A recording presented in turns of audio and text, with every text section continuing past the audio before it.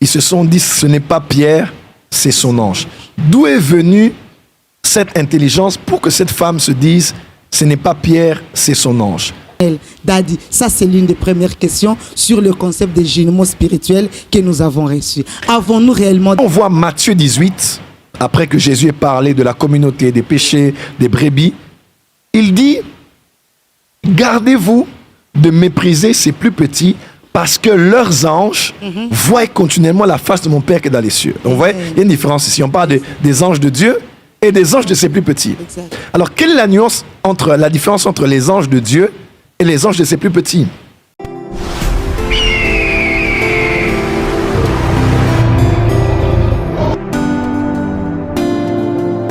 Il y a eu beaucoup de bruit, il y a eu beaucoup d'agitation autour des enseignements. Et moi, pasteur Ramazan, je remercie Dieu pour cette agitation-là. Parce que Hanouka, c'était Hanouka des Lumières. Okay. Vous savez, lorsque nous sommes dans le noir, c'est un état. On est habitué à ce noir et on pense qu'il n'y a que les ténèbres qui existent. Mais lorsque la lumière apparaît, on se rend compte que la chaise à côté n'était pas noire, elle était rouge. Exactement. Et c'est difficile de se dire que non, comment cette chaise pour moi, elle a toujours été noire. Aujourd'hui, tu me diras qu'elle est rouge. Alors je comprends que la lumière est entrée. Donc cette agitation-là, c'est la présence de la lumière. Amen. C'est la présence de la lumière. Et j'ai dit merci à notre Père et à son Dieu qui à chaque fois lui inspire les thèmes pour Hanouka. Alors Daddy, cette agitation, nous avons besoin de comprendre pourquoi la chaise qui a été toujours noire à nos yeux, aujourd'hui vous nous dites qu'elle est rouge. La lumière est là. Et la première question que nous avons eue ici, le concept des jumeaux spirituels. On a entendu parler des concepts des jumeaux spirituels. L'homme de Dieu, une fois est passé, il a dit que Pierre a frappé à la porte. Alors qu'il a frappé à la porte, la personne qui est allée ouvrir, avant d'ouvrir, est venue dire « J'ai entendu la voix de Pierre ».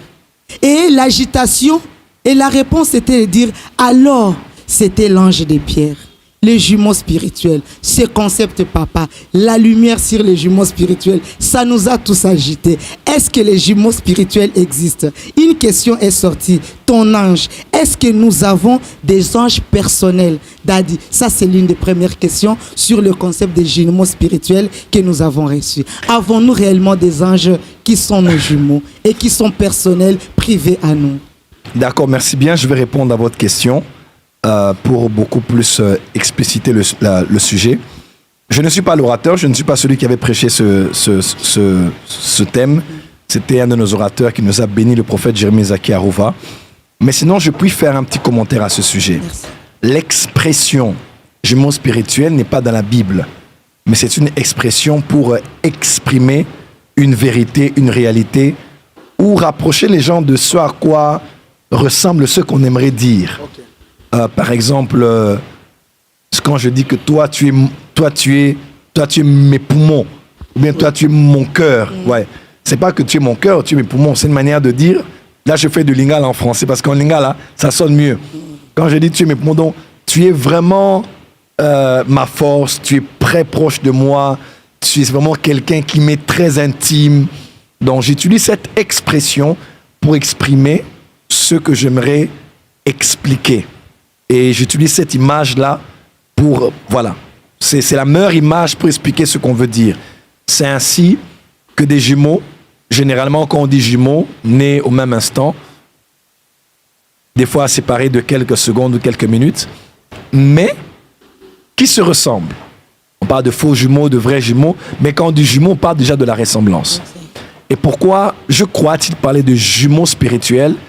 C'est parce que on a vu dans cette histoire de Actes chapitre 12, lorsque Jacques a été décapité, Pierre a été incarcéré, lorsqu'il sort de la prison par l'ange du Seigneur, il arrive devant la maison dans laquelle se trouvaient les chrétiens qui priaient pour sa libération. Oui. La femme a entendu frapper. Elle a entendu que lorsqu'elle a ouvert, elle a vu Pierre. Elle dit, ça ne peut pas être Pierre, c'est son ange. Exactement. Et elle a refermé la porte. Oui. Quand on voit juste cette image-là, on peut se poser la question, comment les Juifs, parce qu'il ne faut jamais oublier, la première église était juive. Amen. Et dans le judaïsme, il y a beaucoup de croyances, beaucoup de légendes. Autant que nous, ici, les chrétiens, des fois, on se dit, il y a d'autres évangiles qu'on ne croit pas, l'évangile de Thomas, l'évangile de Jacques. Les Juifs aussi, c'est comme ça. Ils ont aussi d'autres livres apocryphes pour les Juifs qui ne sont pas dans la Torah ou dans les Nevim et les Ketuvim. Et donc, ils ont beaucoup d'autres choses auxquelles ils croient en tant que des Juifs. Parmi ces choses, ils croient que l'être humain a un ange qui le ressemblerait. C'est ainsi que même en Christ, ils se sont dit, ce n'est pas Pierre, c'est son ange. D'où est venue cette intelligence pour que cette femme se dise, ce n'est pas Pierre, c'est son ange? Parce que l'ange de Pierre lui ressemblait. Alors, avons-nous des anges? Dans Psaume 90, vous allez voir, il est écrit, Psaume 91, lorsqu'on parle de la protection, on dit, il ordonnera à ses anges de te porter sur leurs mains afin que ton pied ne heurte contre une pierre. On dit, Dieu, il ordonnera à ses anges, à lui, de te porter pour te garder. Donc ici, déjà, dans ce verset, par exemple, on voit que les anges sont les anges de Dieu. Et Dieu les envoie à ses enfants pour les protéger et les garder afin que leurs pieds ne heurtent contre une pierre.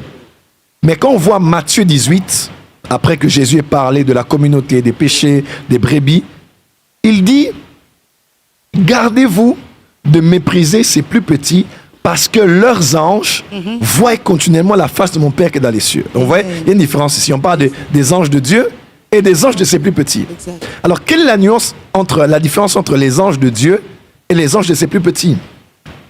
Tous les anges de Dieu et de ses plus petits sont les anges de Dieu. Mais quand on dit les anges de ses plus petits, on ne dit pas qu'ils ne sont pas de Dieu, mais on dit que ce sont des anges assignés à ses plus petits. Tous les anges sont au service de Dieu. Hébreux 1, verset 12, 14. On dit, ne sont-ils pas tous des esprits au service de Dieu? Donc, tous les anges sont au service de Dieu. Dieu les a créés, ils rendent des comptes à Dieu et ils travaillent selon son ordre. Mais quand on dit leurs anges, on dit maintenant les anges que Dieu a envoyés, mais assignés à des personnes particulières. Et c'est dans ce verset qu'on croit aussi que les chrétiens ont des anges gardiens, ont des anges assignés à eux. Et le prophète, en développant son sujet, expliquait que plus d'une fois, il a vu un ange qui lui ressemblait. Des gens ont vu un ange qui lui ressemblait.